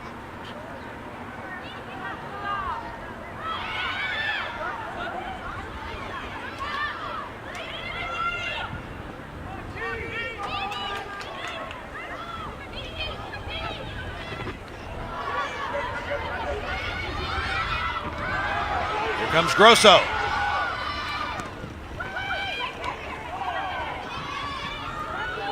Mitchell now trying to get it to settle.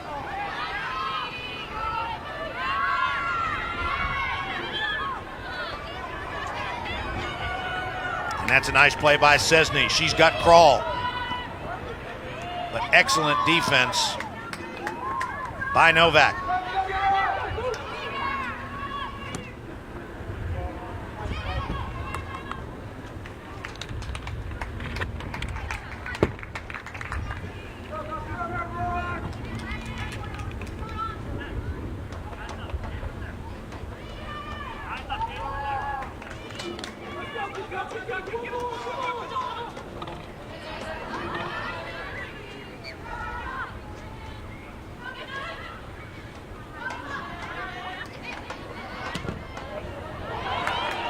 Grosso pounds one up to Hayden.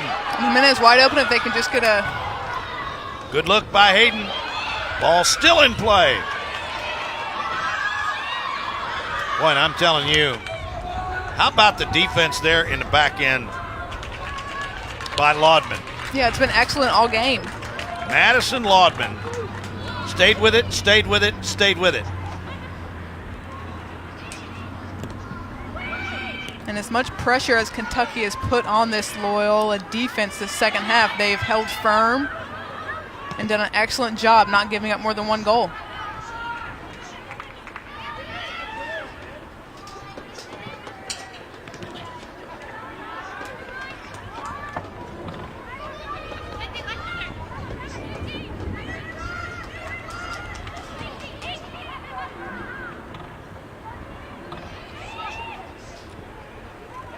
Crissetti trying to make something happen.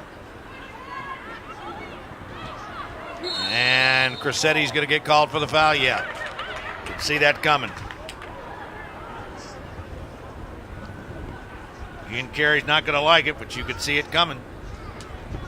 You could. Crissetti just let her foot get tangled up after she'd won the ball and Jimenez had it and clearly impeded the Loyola defender from going after Jimenez.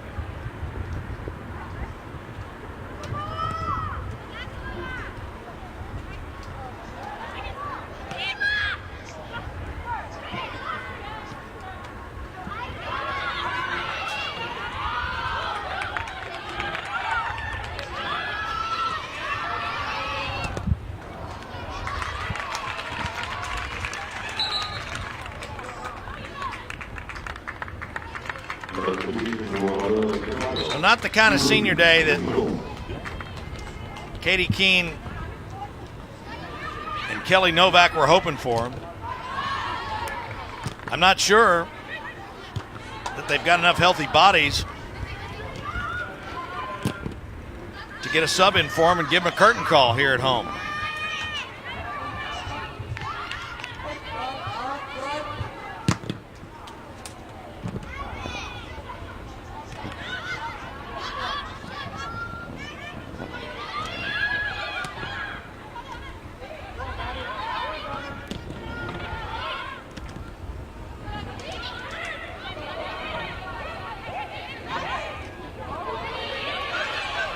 Hayden chips one to the back post, nobody home. And Ford does a nice job to hustle out and get it. Nice idea by Hayden. Very good idea. She was aggressive, went 1v1, able to get a cross off. I thought she could have selected a better cross option. I don't think anyone was really at the back post, but they had players slashing in, but still a really good job by her. Still being aggressive this late into the game, and they're down 3 goals.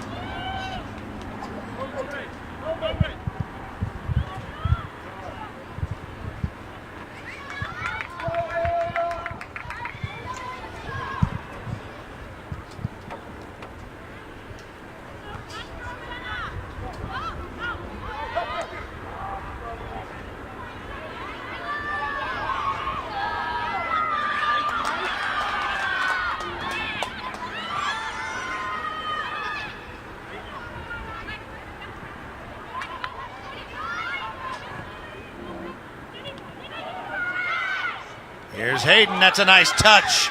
Another nice touch. And Keene with a left foot. And all of a sudden, my goodness, that's Lamberis again. Remember, she started this thing with the goal on the corner kick that went directly in. And then she's back there making like a hockey goalie and getting a foot save.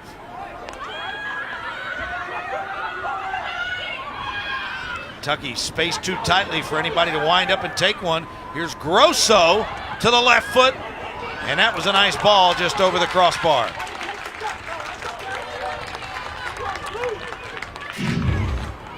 And you know, and as injury prone as Kentucky's been this game, and as that unfortunately they've been this whole game, it's plays like that that have allowed Loyola to really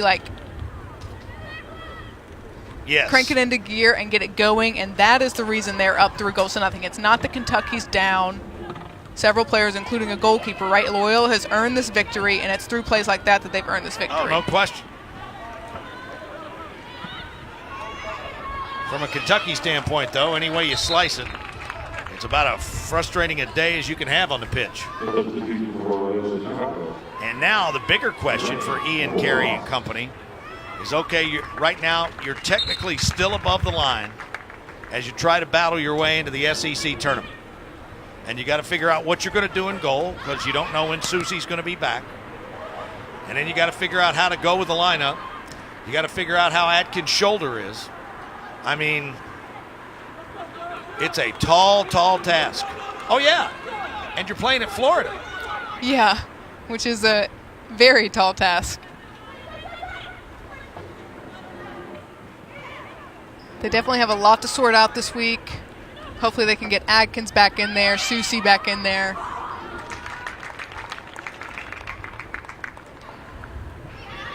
And really finish out this SEC play strong.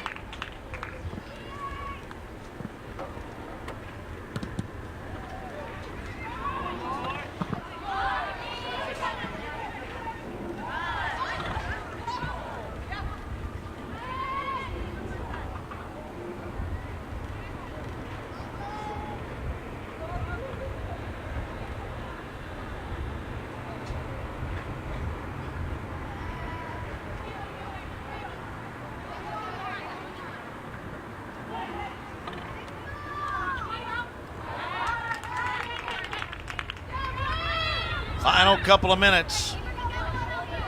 And Loyola, remember, in the Missouri Valley Conference, Barry Bimby's team enjoying its best season ever under his tenure. They had won 7 straight before losing last Saturday against Valpo. Then midweek, they lost on the road, 5-3 to Illinois State. And now they're going to come back and pick up an SEC road win, which is going to help, regardless of the Kentucky circumstances, is going to help their postseason resume. It really will. This is a huge win for them. You're right, they've completely earned it. This coaching staff has prepared his team well to do as well as they have done this season. So hats off to them and their effort here today.